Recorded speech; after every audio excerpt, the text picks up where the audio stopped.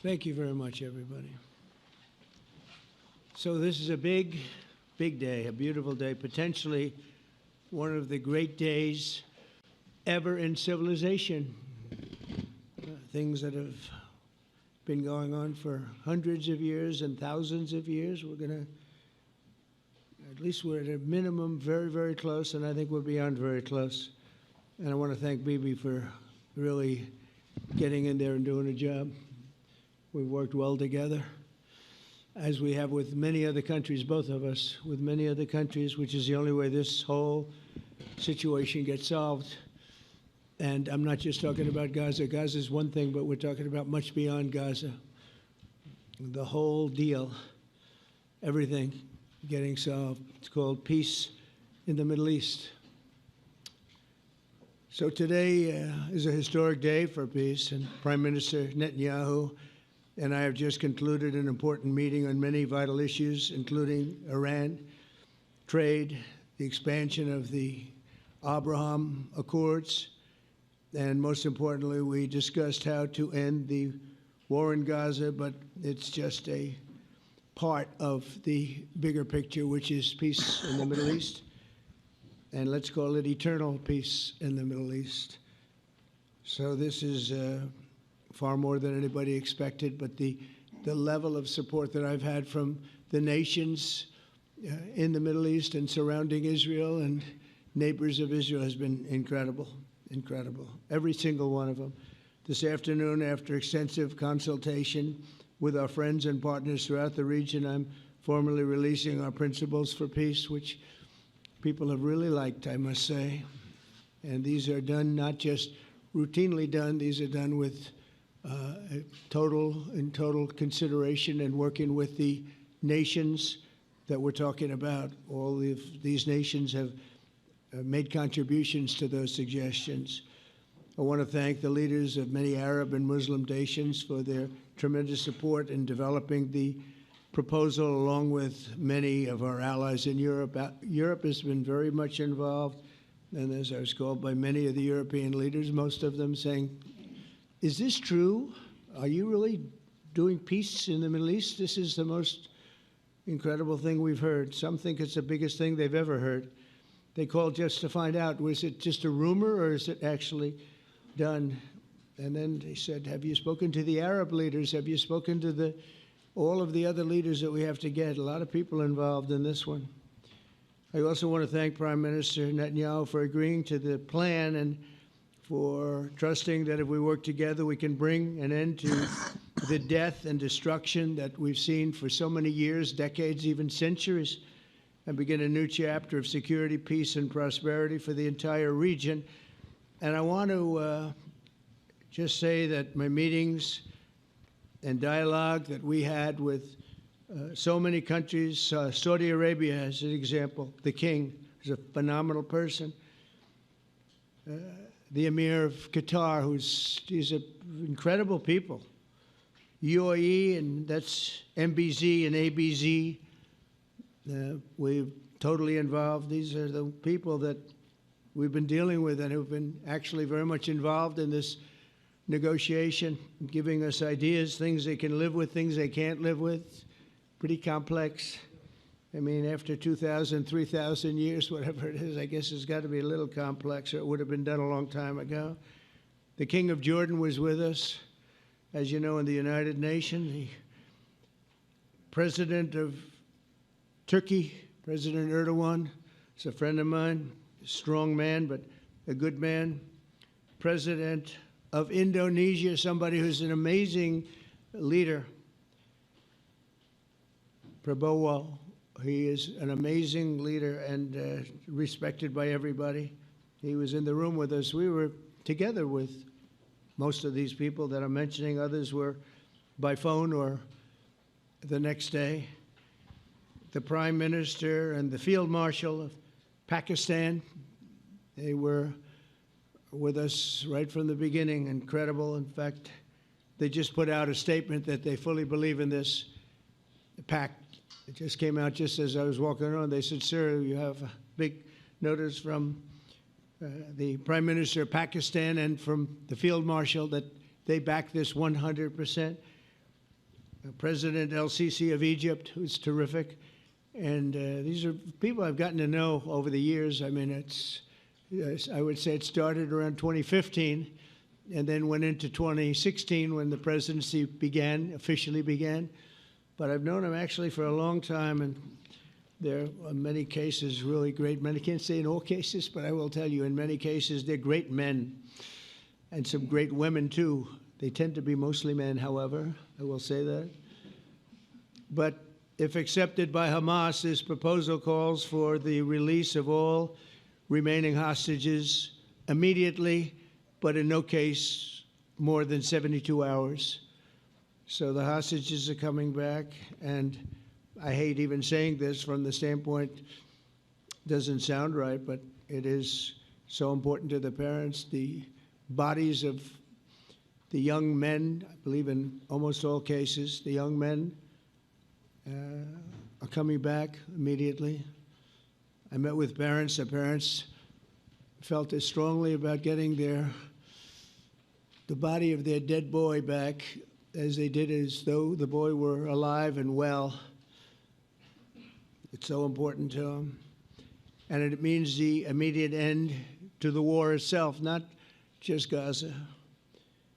It's the war itself. Under the plan, Arab and Muslim countries have committed, and in writing in many cases, but I actually would take their word for it. The people I mentioned, I'd take their word for it, to demilitarize Gaza, and that's quickly. Decommission the military capabilities of Hamas and all other terror organizations. Do that immediately.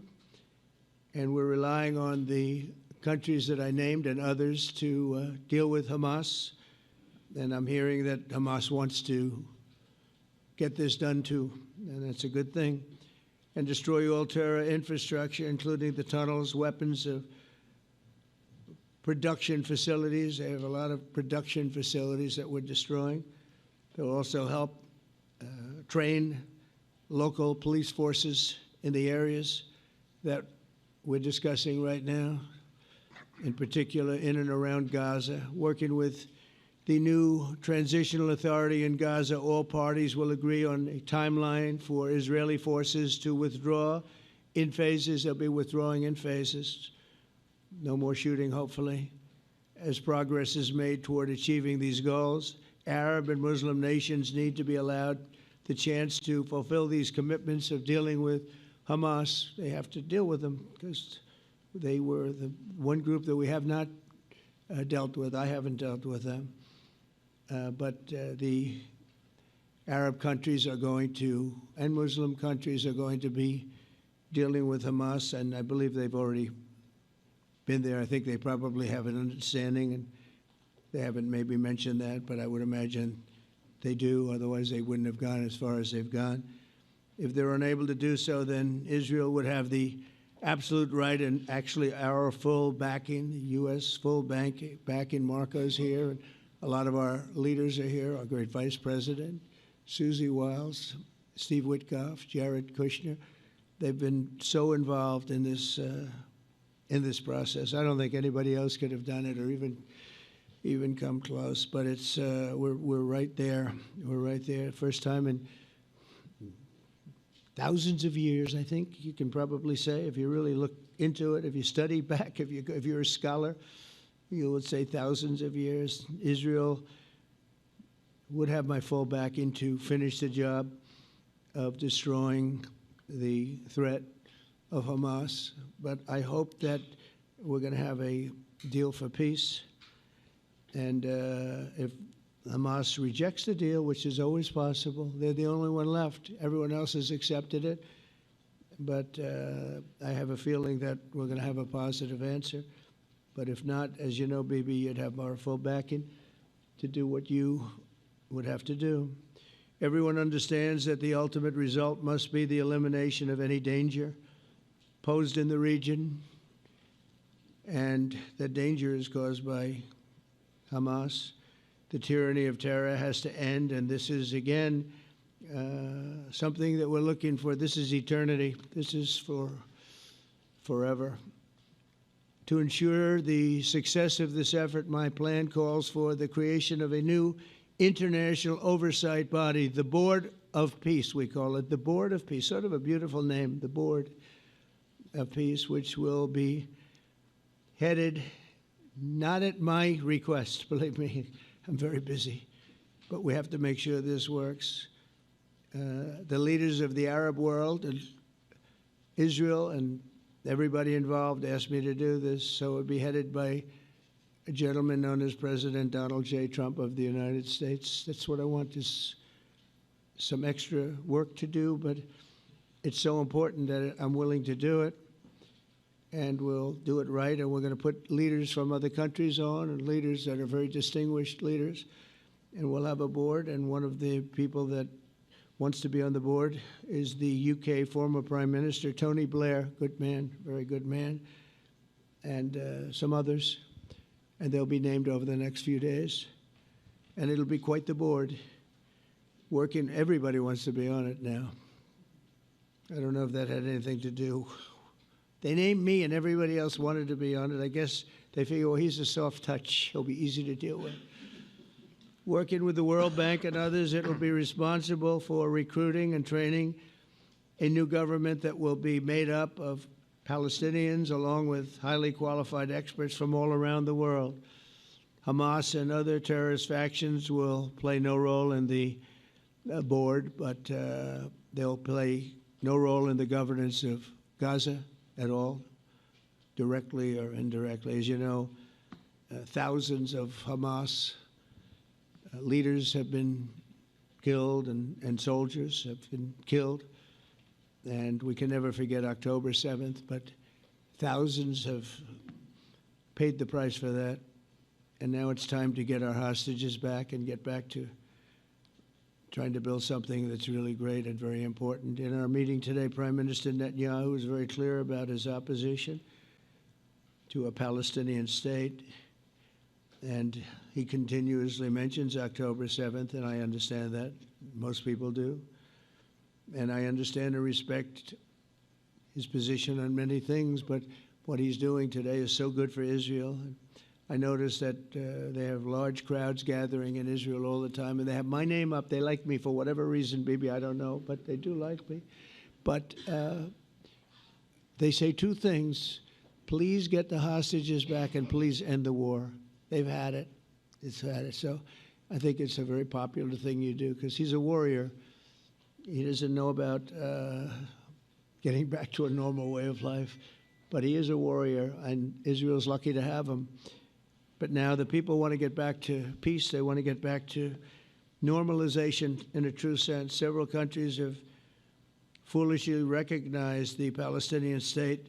As you know, some of our European friends, allies, good people, but they're really, I think, doing that because they're very tired of what's going on for so many decades. They've been presidents and prime ministers for years, and during this time, having to do with the Middle East, all they're doing is talking about the same thing over and over. They want to see it get back. And nobody wants that more than me, or I believe Bibi too.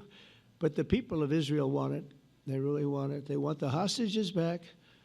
That includes the probably 32 bodies that we're talking about, 20 people that are living, 32 or so people that are dead, and they want to have peace. So let us not forget how we got here. Hamas was elected by the Palestinian people. Israel withdrew from Gaza thinking they would live in peace. Remember that a long time ago? They withdrew. They said, you take it. This is our contribution to peace. But that didn't work out. That didn't work out. It was the opposite of peace. They pulled away. They let them have it.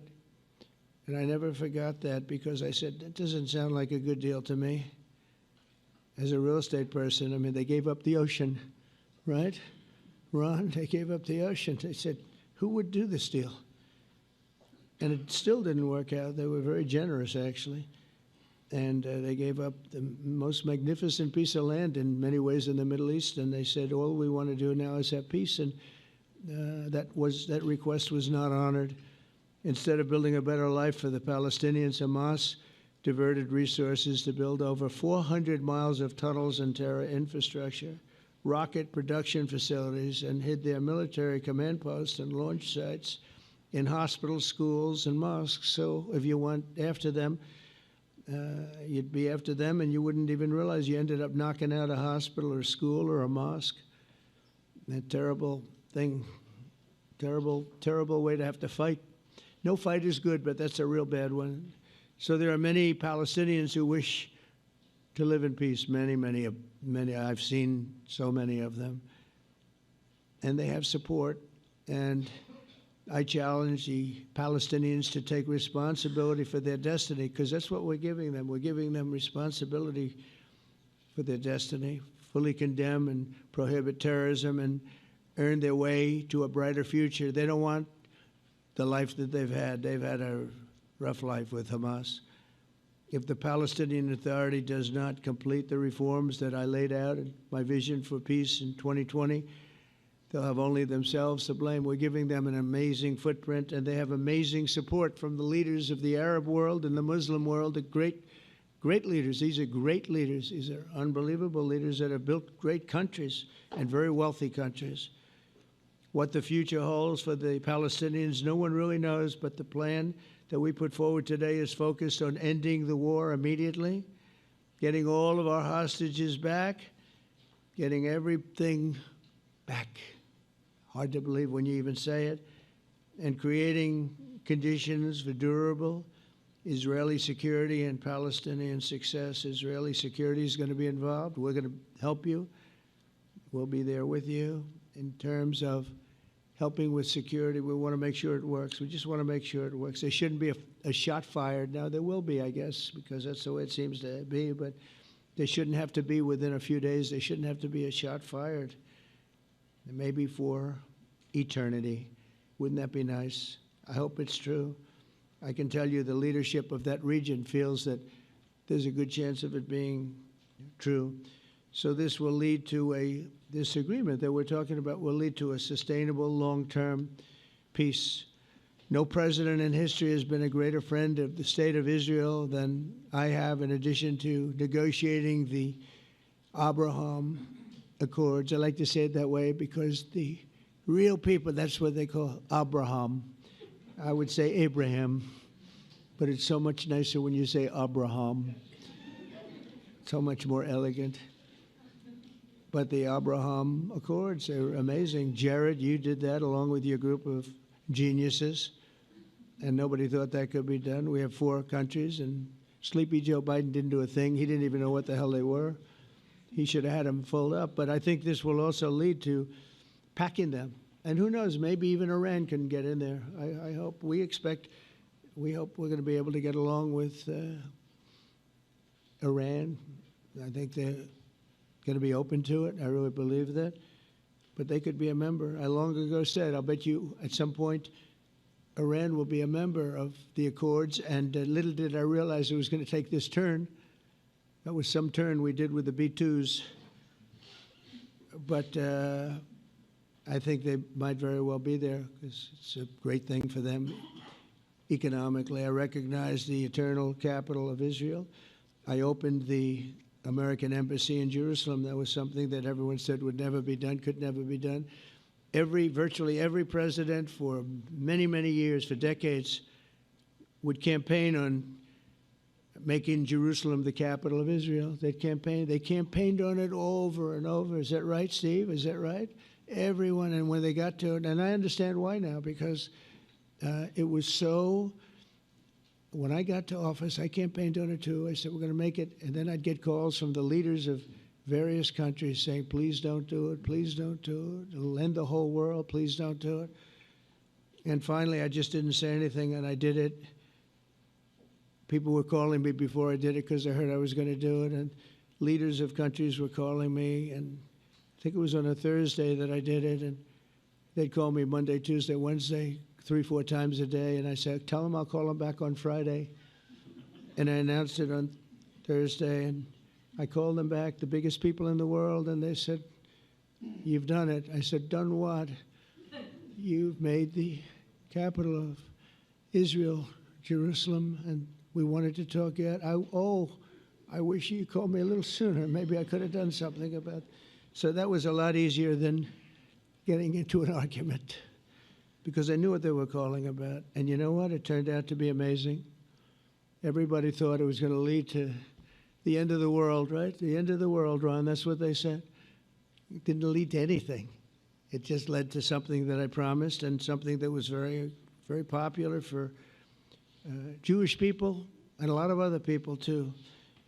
I recognize Israeli sovereignty over the Golan Heights, and I cut taxpayer funding to the corrupt United Nations Relief and Works Agency. And United Nations was interesting because, as you know, a few days ago, they introduced me. Ladies and gentlemen, the President of the United States. I'm looking at my teleprompter, and the thing was dead, stone cold, dead. The thing's up here. I have a long, beautiful speech to make. I'm back 30 feet back, and I'm saying, they're introducing me. There's nothing on my teleprompter.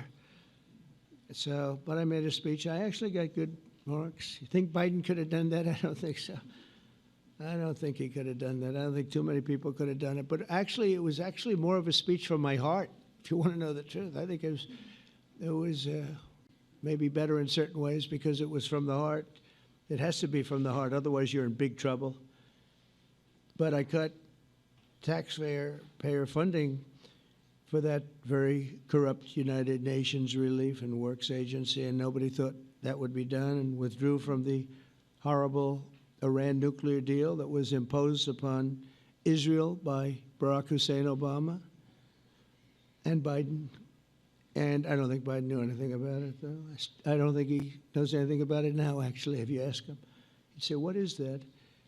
And we obliterated Iran's nuclear enrichment capacity, making it impossible for them to have a nuclear weapon, which they would have had probably in about 2 months from that. But I've never asked Israel to compromise its security, but we had big, strong talk. Nobody's been better to Israel. No president's been better to Israel than Donald Trump. But we had a long, strong talk, Bibi and I, and he understands it's time. It's time. History has shown, and the people of Israel want it. And the people of the Middle East want it. The people of enemies of Israel want it, but they don't have really too many enemies right now. And you know what? Many countries have gained great respect for Israel, for the way they fight, for the job they do, including me. I had respect anyway, but they gained respect. History has shown us that those who have relations with Israel have thrived, while those who have devoted resources and attention toward the destruction and even annihilation of Israel have languished. They haven't done well. Israel is not going anywhere. They're going to coexist with other people and countries in the region, from Syria to Lebanon to Saudi Arabia. The promise of a new Middle East is so clearly within our reach. This is the closest we've ever come to real peace, not fake peace, not political fool's peace. If we can get this difficult problem solved, the opportunities for all within that vast region of this world, it's a vast region, it's unlimited. The Abraham Accords show that all countries are better off when they communicate and work together and embrace new opportunities. I hope Jared and Steve and Susie and Marco and JD, we have great people. I hope you guys are going to work very hard to get these other countries in, because now they have no excuse. There's no longer an excuse. They were somewhere hesitant. And I tell you, the 4 countries that went in, I give them tremendous credit, and it's worked out incredibly well for them. In the same spirit, I'm pleased to report that earlier today, we took another important step toward greater understanding in the region. A short time ago, we had a historic phone call in the Oval Office with Prime Minister Tani, who's really a great, great person. So we had a great talk, and I was on the phone, and Bibi was talking. Prime Minister Al Thani was of Qatar. They really had a heart-to-heart conversation. It was a great conversation, I thought. It was productive. It was everything that you need to have something turn out to be successful. And I want to thank Bibi, and I want to thank the Prime Minister. It was fantastic. We agreed to launch a formal trilateral mechanism between Israel, Qatar, and the United States to begin a dialogue to enhance mutual security, correct misperceptions, and avoid future misgivings. And I want to thank Qatar, its leadership, and the Emir.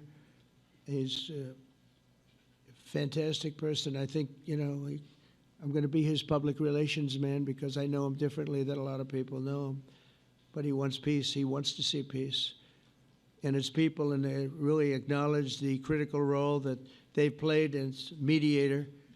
And again, we're not quite finished. We have to get Hamas, but I think they're going to be able to do that. So now it's time for Hamas to accept the terms of the plan that we've put forward today. And again, this is a different Hamas than we were dealing with because I guess over 20,000 have been killed. Their leadership has been killed 3 times over. So you're really dealing with different people than we've been dealing with over the last 4 years, 5 years. Everyone has done their part and come to the table in good faith. Our Arab and Muslim partners are fully prepared to step up and fulfill their commitments for the benefit of the people of Gaza and the entire region. They're willing to step up and do a lot. They really are. There are a lot of good people involved. Everybody who wants to see an end to the violence and destruction should be united in calling for Hamas to accept the extremely fair proposal so that we can end the war and get us back our hostages right now and have everlasting peace. And I look forward to having relationships with everyone. As the chairman of the board, I'll be involved, and we'll have meetings with some very smart people that'll be working over there to make sure that we haven't just been wasting time with an agreement that doesn't get done. The task of building peace will not be easy. There are some of the hardest problems in the world to solve, and that's why it's been going on for so many centuries. But too many lives are at stake not to try, and this is more than a try. I mean, I think this is something that gets done when you have virtually every country, and these are powerful, powerful countries that have a lot of money, and the money can make things happen. A lot of countries try, and they don't have any money. These are very rich countries that can make things happen. So together we'll forge a much safer and more hopeful future for everybody, including Israel. And I want to thank Prime Minister Netanyahu for his partnership. And I want to thank all of the leaders, the kings and the emirs and the presidents and prime ministers, people I mentioned. And they've been absolutely fantastic to work with. And it's just happened very quickly. It's happened from a couple of weeks before I had a couple of meetings, but a couple of weeks before we went to the United Nations, and we had some incredible meetings. It all came to place. It all took place, and everybody wanted to be a part of it. I don't have anybody that's saying we don't want anything to do with it. It's just the opposite. And I'll tell you, a couple of years ago, a year ago, I don't think we would have had this kind of participation, Mr. VP, right? I don't think we would have had. It's been amazing. The participation was 100%. Everybody wants to be a part of it. And everybody, those very strong countries, everybody wants it to work. So, Bibi, congratulations on this. I think this will be your crowning achievement, frankly. If this all works out, we think it will. It's going to be your crowning achievement. And I want to thank you very much for being here. Thank you. Please. Thank you. Thank you. Mr. President, first I want to thank you for graciously hosting me once again in the White House. And second, I want to thank you for your friendship and for your leadership. From Jerusalem to Tehran, from the Golan Heights to Gaza, you've proven time and again what I've said many times. You are the greatest friend that Israel has ever had in the White House. And Mr. President, you and I both know it's not even close. While you focus at home on making America great again, your leadership abroad is changing the world for the better, ending wars and advancing peace. I believe that today we're taking a critical step towards both ending the war in Gaza and setting the stage for dramatically advancing peace in the Middle East, and I think beyond the Middle East. in very important Muslim countries. I support your plan to end the war in Gaza, which achieves our war aims. It will bring back to Israel all our hostages, dismantle Hamas's military capabilities, end its political rule, and ensure that Gaza never again poses a threat to Israel. We would not have achieved this turning point without the courage and sacrifice of our incredibly brave soldiers.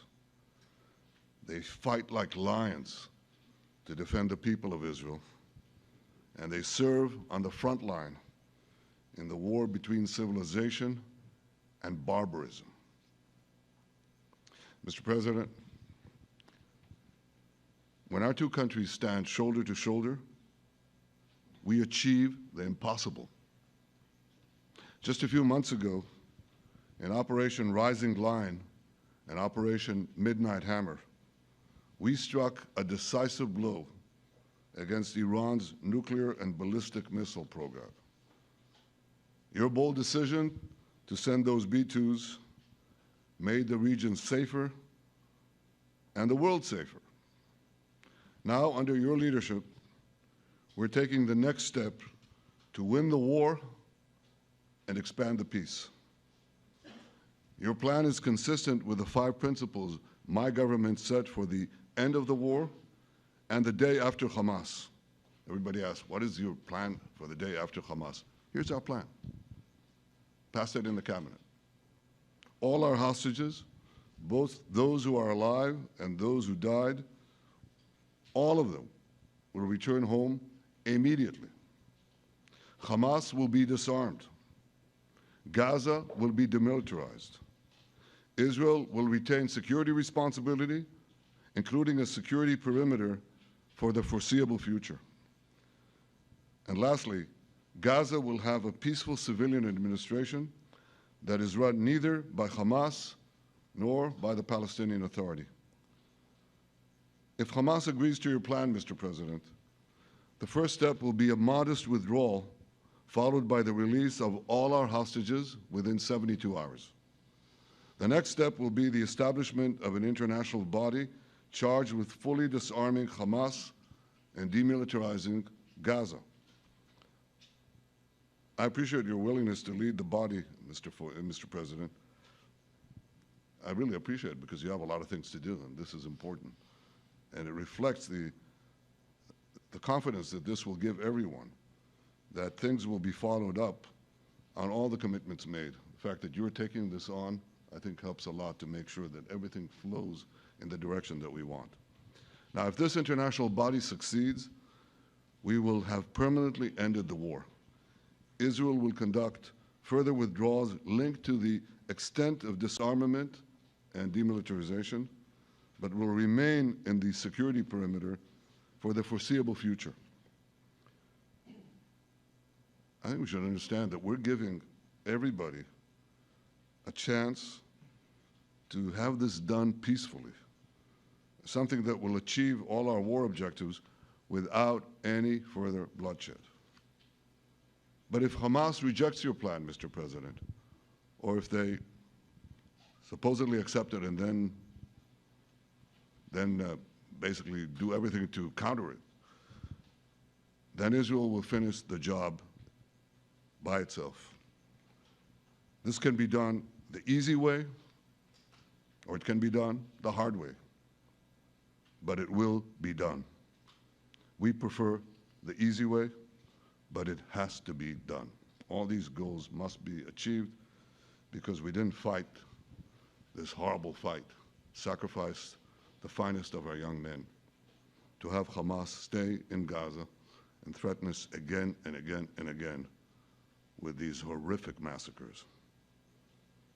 Mr. President, I was encouraged by your clear statement at the UN against the recognition of a Palestinian state. That would be an outcome that, after October 7th, would reward terrorism, undermine security, and endanger Israel's very existence. As for the Palestinian Authority, I appreciate your firm position that the PA could have no role whatsoever in Gaza without undergoing a radical and genuine transformation. In your 2020 peace plan, which you mentioned just now, you made clear what that transformation requires. It's not lip service. It's not checking a box. It's a fundamental, genuine, and enduring transformation.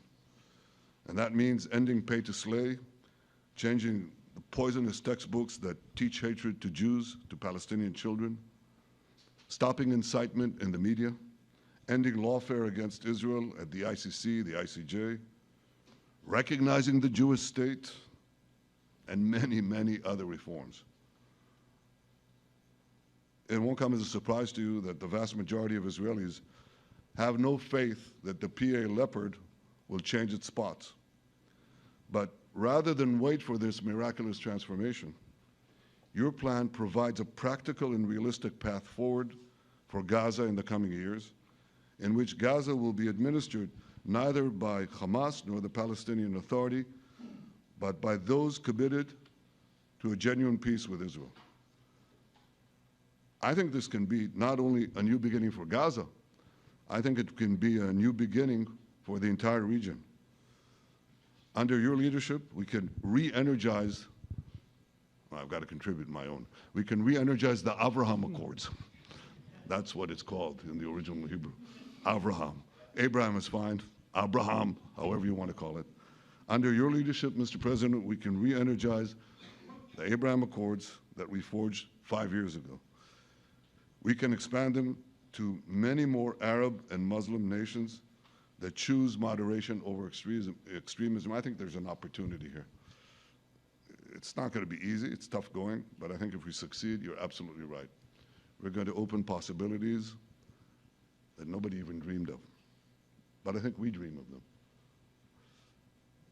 As you've told me, Mr. President, and you've told the world many, many times, you said, remember October 7th.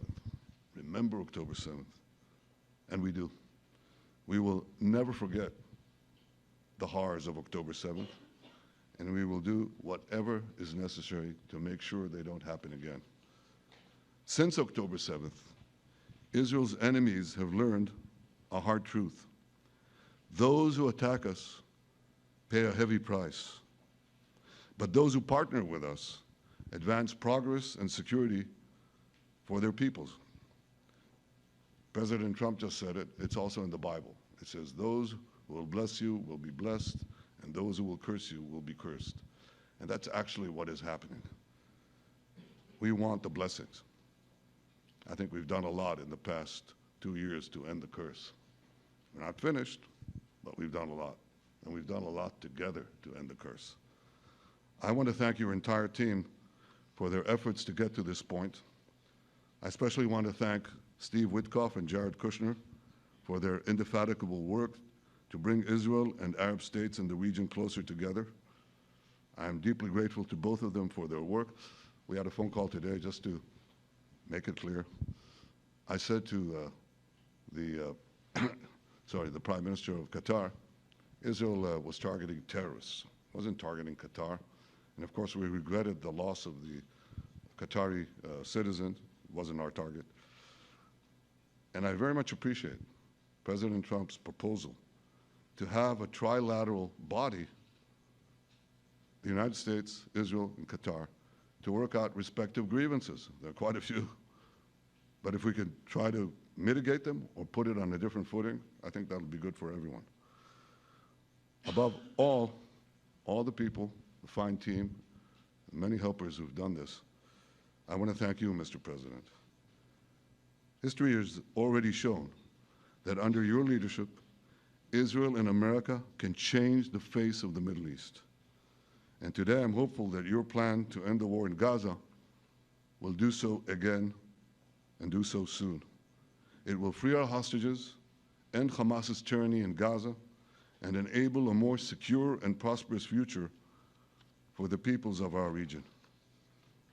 Thank you, Mr. President. May God bless America. May God bless Israel. May God bless the indispensable alliance between our countries. And may I add, in Hebrew, G'mal Chatima Tova, may we all be inscribed in the book of life. Thank you.